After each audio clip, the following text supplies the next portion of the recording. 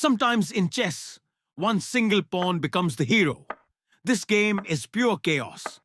Sacrifices, attacks, and finally, an unstoppable pawn storm.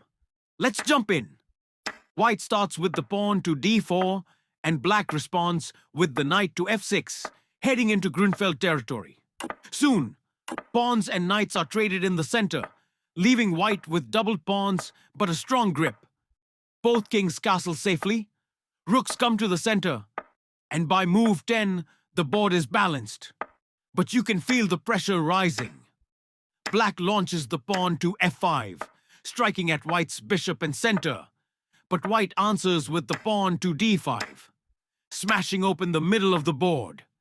Bishops, rooks, and pawns are exchanged in a flurry, while the queens and kings lurk dangerously in the background. By move 27, white's rook and queen are pressuring black's king.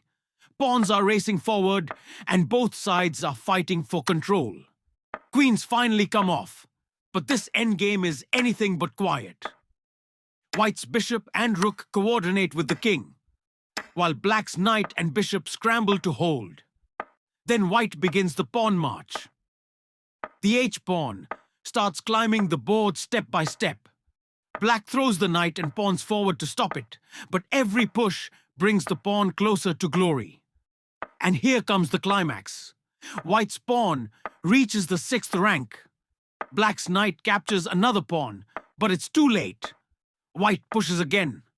And on the very next move, that little h-pawn promotes into a brand new queen. The knight and king are helpless. Black is finished. The pawn has become the champion of the game. From the Grunfeld opening to this unstoppable pawn storm. What a battle! If you loved it, hit like, subscribe, and tell me in the comments, would you have survived